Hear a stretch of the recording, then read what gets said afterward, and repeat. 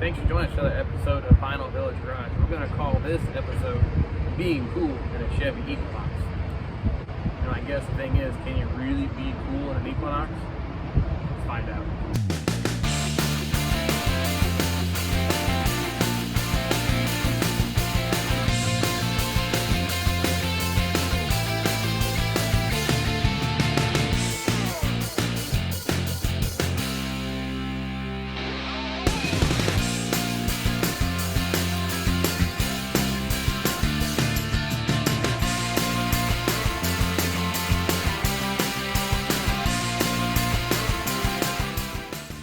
What if I could pay you $995 to fix your own car? Would you do it? Most people would answer yes. I'm going to attempt to show you how we did it. This 2014 Chevy Equinox we're working with has an air conditioning issue. Took it to a repair facility, the owner did. They gave her a quote for replacing the compressor, the expansion valve, accumulator, of course, recharge, labor, etc. The total bill is about $1,000. Now, we were able to fix it for $5. Now, follow along, we'll see how we did and what we did to get there. But I guess one of those things I want to discover, or at least let you know, I guess 3 key things to keep in mind when taking your car to get it repaired, something to keep in mind. The first thing is when you take for something like that to repair, if it's not a shop you've normally used, or maybe you don't have a good relationship with yet, get a second opinion. It doesn't hurt, doesn't cost you a lot more. Heck, it might save you some money, especially like in this situation. She approached me, we talked about her vehicle for a little bit, so I'll pop the hood, take a look. My first quick checks on it, I thought it also needed a compressor. Put the gauges on it, low side pressure stayed at 90. That tells me that we're not moving any Freon for some reason, and normally something like that, it's a compressor failure, but it's just a relatively new, lower mileage vehicle. It didn't make much sense. So that brings me kind of to the second point. Educate yourself. YouTube's a fantastic resource. Yeah, it sounds like a YouTube plug, but it is. I used YouTube in this situation, Chevy Equinox, hit it in there, learn that they have a solenoid on the back of the compressor that malfunctions and causes this problem. Found it to be kind of interesting, so I took it upon myself to climb under the vehicle and take a peek around, and to my surprise, I found the problem and did not need a compressor. So I guess that brings you to the third part. After getting educated, you've learned about the system or whatever it is you've having the problem with, go ahead and take a peek. It doesn't cost you anything. Grab a flashlight, like in this case, we had a compressor issue. It's on the bottom of the car. You learn that from watching a little video or doing some of your own homework. And you might find that something as simple as some broken wires are hanging out of the back of the compressor. And at this point, you take it to a repair shop, they say you need a new compressor. You can say, well, hold on. You've been educated. You can say, what about those broken wires? What if you fix those first? Suppose maybe that could be the problem. But I guess those 3 things, get a second opinion, have someone who's really knowledgeable on this, take a look at it before you have it repaired. And of course, then number 2, educate yourself. Get on the internet, valuable resource. YouTube, great resource. And then 3, take what you've learned and put it to use and see if you can maybe solve the problem, or even at least if you do take it to a repair facility, you'll have some knowledge of what's going on with the car before you get there. So I guess with that being said, I'll get to the point, I'll show you how we fixed this one on the cheap. And I did essentially pay her $995 because I'm pretty sure we got this fixed for less than $5 in about 30 minutes. That doesn't necessarily mean the shop was dishonest, but maybe they didn't do their 3 steps. Get educated first, do some research, look at it. They made a few assumptions. I did the similar assumption. So again, to protect yourself, put a few bucks in your pocket, do some homework, check into it. Anyway, let's get on with the show. You see what we did.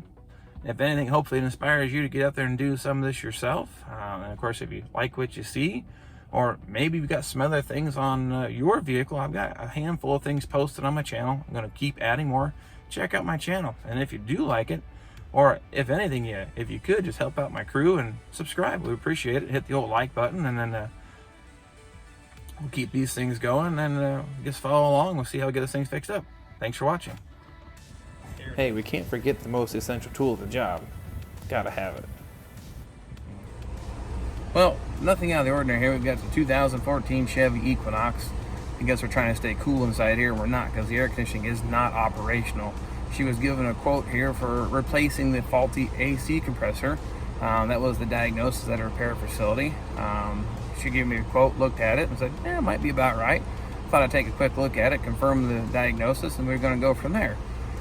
Looking at the system here, we have enough charge in it. It does kick the compressor on, but with the gauges on it, you'll see, I'll show you here in a minute, it stays right at 90 psi on the low side with the compressor running. That's not normal. It should be close to about 30 psi given the temperature right now, but it's not doing that. So with that information, initially I would have agreed with her diagnosis, with the exception of this vehicle has a valve on the back of the compressor that regulates flow, or I guess the freon flow. And if it were to fail, it will give you these symptoms. The low side pressure does not change. It stays at basically the initial pressure setting. So with that said, I want to investigate this solenoid, see if it can be replaced. They're only about $40, a lot better than the $1,000 estimate she had for the repair. I'm going to try to see if we can get this thing figured out, and that's what it is and needs. Get it fixed up on the cheap, and then maybe she can be cool in an Equinox. The buttons here are supposed to make the air conditioning work. Complaint is AC is not operational. Air conditioning's turned on, just basically ambient air temperature blowing out on the vents here. Under the hood here, get you kind of familiar. Low side service port is where you actually charge or check pressures on the system. Back there on the firewall where that line goes in, that's where the expansion valve is at. That's kind of one of the components that could be suspect or a failure. And the AC compressor is down there on the very, very bottom. Those are the two things that typically could cause the symptoms that we're seeing here with the pressure readings. So I want to get you kind of familiarized with what's underneath the hood. Follow along here, we'll keep plugging away and we'll find out what really is the problem. Now, you can see that we have enough pressure to trip the low pressure cycling switch on this thing, so it should actually be running. But when you start up and run it, the gauge stays exactly the same. And the compressor is turning, so I've discovered that these have a little solenoid mounted on the back side of the compressor that actually operates flow on it, and they have a high fail rate. So I was going to take a look at it next and see if we can figure out what's going on with this air conditioning. All right, we'll get you down here and take a peek what we got happening, and well, I guess I'm already kind of seeing a big problem that unless this compressor runs on Wi-Fi, we've got a wiring problem that probably needs addressed first before we get too much further along. But to start with, the little solenoid, normally I suspect this problem is right down here, but really the obvious problem here, right, kind of poking in the face, is the wires used to go from here to here are missing. So I think we probably should start by patching those up and see if we can restore this air conditioning. So hang tight, I'll get this patched up and we'll see how that works. Well, there you have it. Wires are they doctored up here. We'll heat shrink them once I determine whether this is going to be a fix or not. Kind of a, I guess we'll call it an experiment, but we're about to find out if this is actually going to work.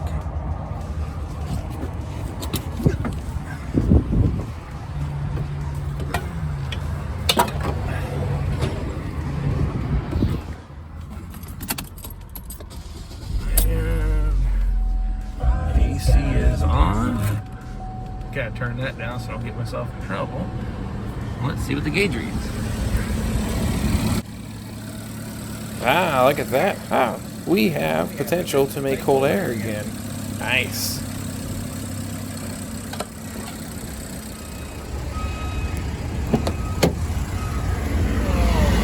Oh, now that's nice. Much better. So there you have it. A couple broken wires is all it took to fix the air conditioning on this car. Now this isn't typical probably of something that simple. It might have been just that solenoid that needed replaced for 40 bucks, or maybe it did need a compressor. But either way, best thing to do is educate yourself, get smart, get on the internet, ask some questions. There's nothing wrong with that. You know, knowledge is power in this situation. And plus, I also learned today that this hands-free device that holds your phone when you're driving is a fantastic camera holder. Anyway, thanks for watching. Appreciate your time, and stay tuned for several more.